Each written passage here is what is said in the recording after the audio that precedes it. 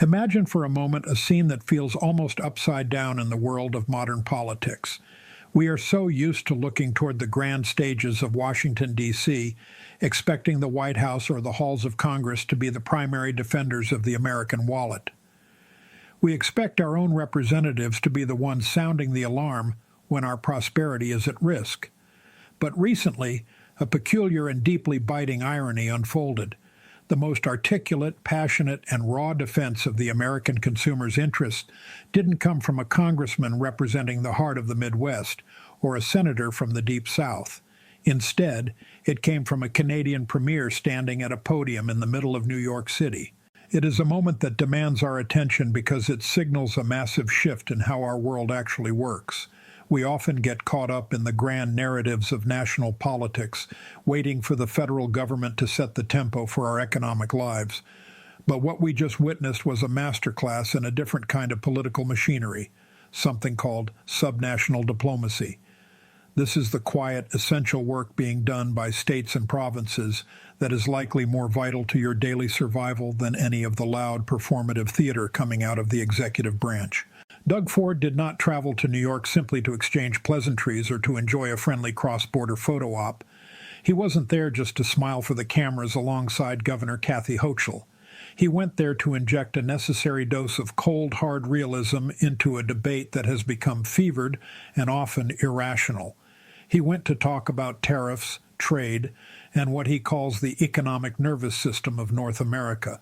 He went to say exactly what many American leaders, paralyzed by the weight of their own partisan loyalties, have been far too timid to voice. His message was centered on a single powerful truth: the protectionist impulse, specifically the threat of blanket tariffs, is not some precision weapon that can be aimed only at foreign rivals. It is a boomerang. When a politician throws it, it doesn't just hit a target across the border. It inevitably circles back to strike the American worker, the American business owner, and the average American family. You might have seen the headlines or scrolled past a quick clip of the press conference on social media, dismissing it as just another routine diplomatic visit. But to see it that way is to completely miss the profound change happening right now.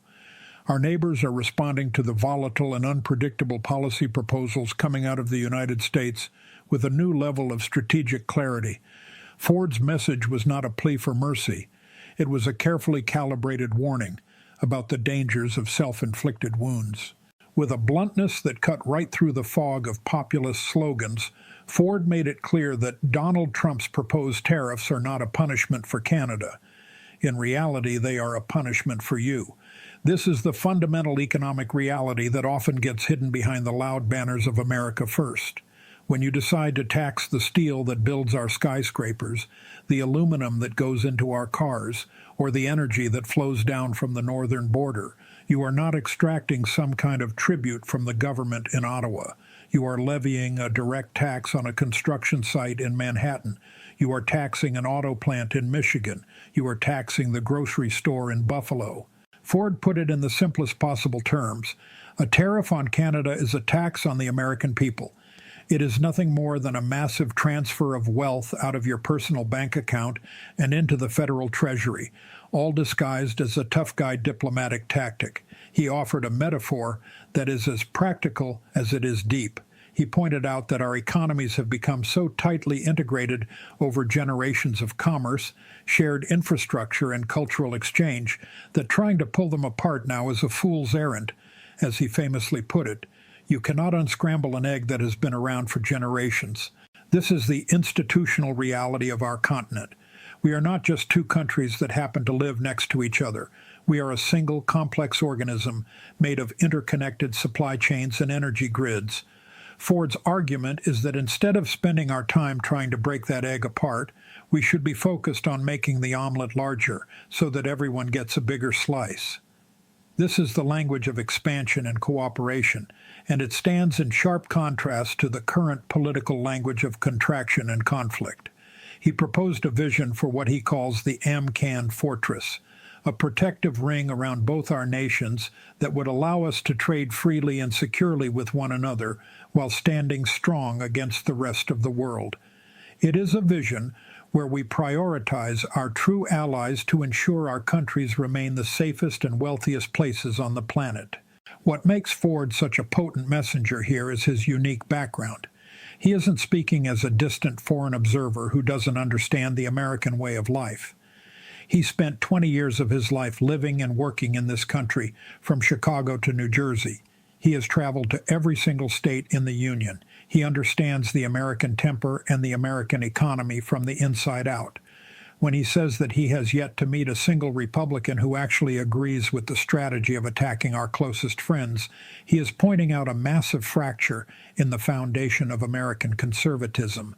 He is exposing the difference between traditional stewardship of the economy, which values stability in markets, and a new brand of disruption that seeks to destroy the very networks that create American wealth. He reminded everyone that protectionism simply does not work anywhere in the world. This is a historical truth that we ignore at our own peril. The ghost of the Smoot-Hawley Tariff Act always lingers in the background when politicians start to believe they can control the tides of global trade by decree. You should care about this because it shows you where the actual adults in the room are operating.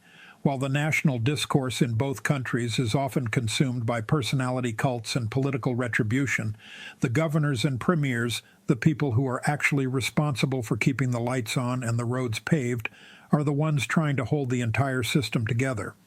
Ford's visit to New York was an exercise in bypassing the chaos of the national capital to forge direct, stable links with state capitals.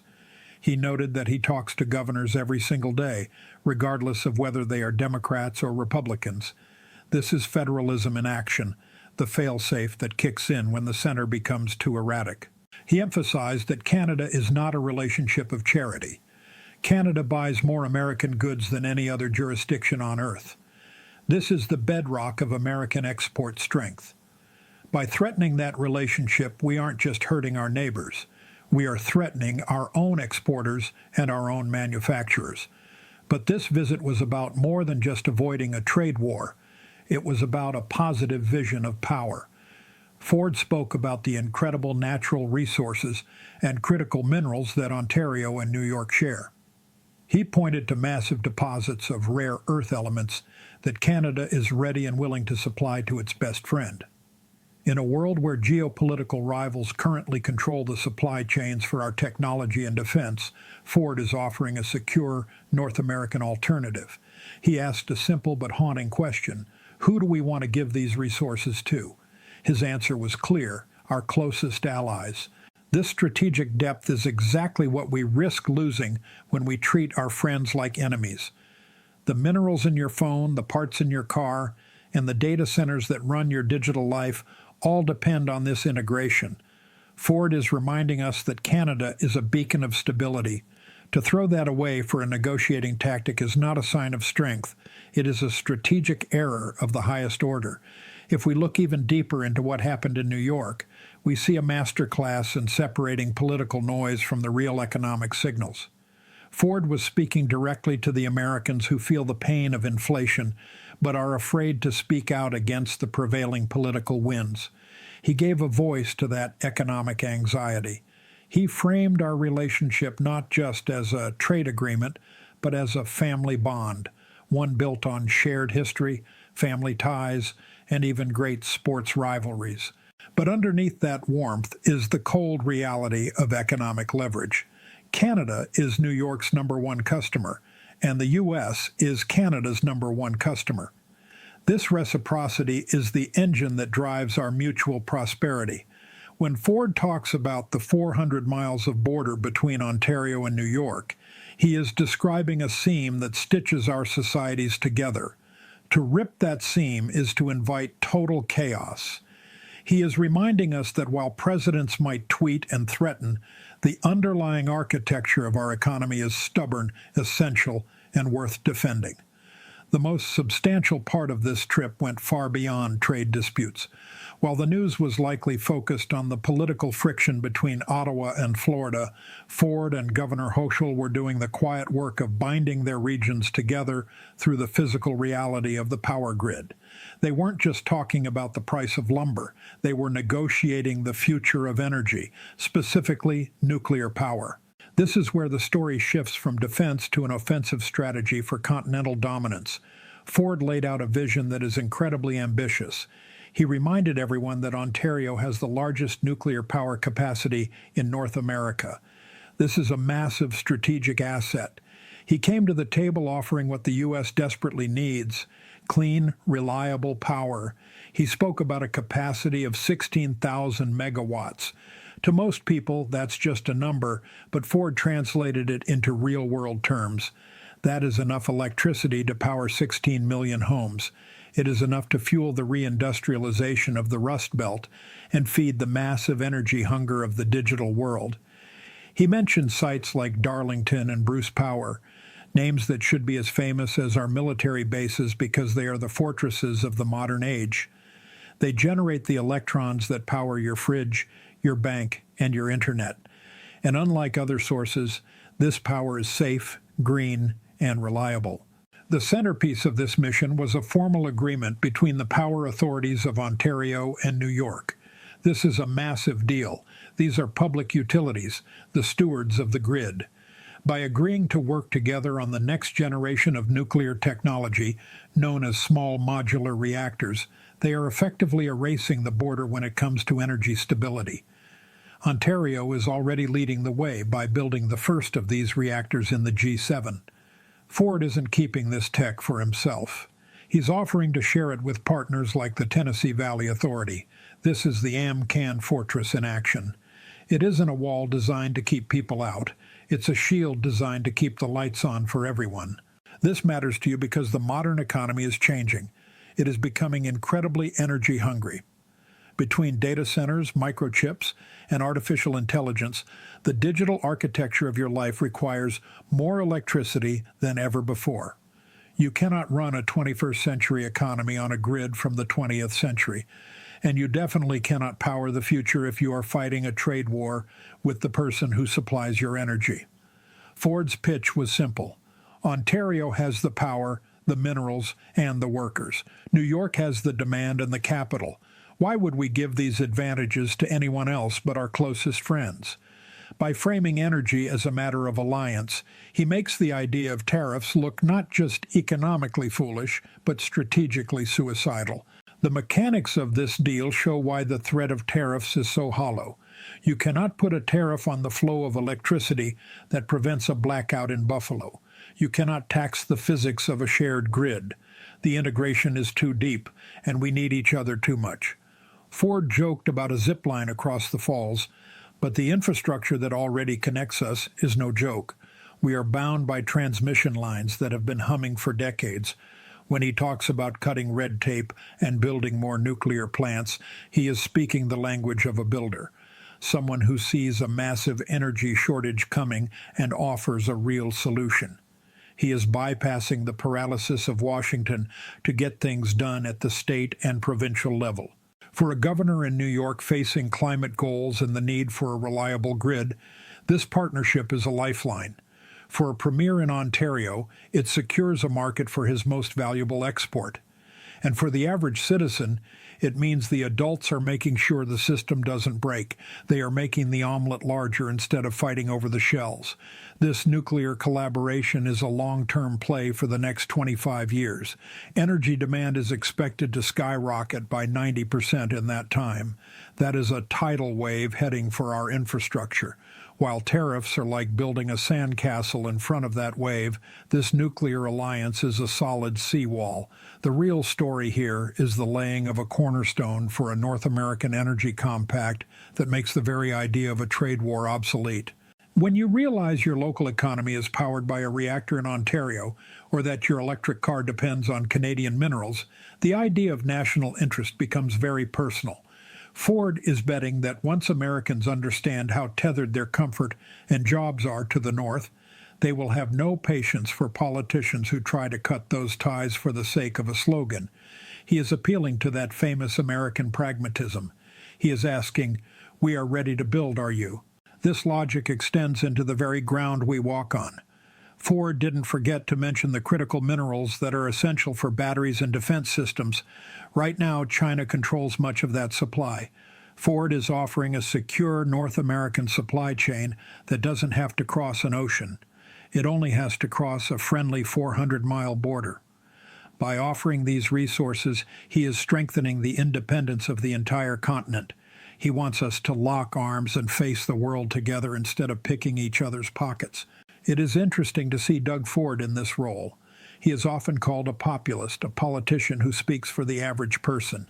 Yet here he is, navigating high-level international diplomacy with more skill than many career diplomats.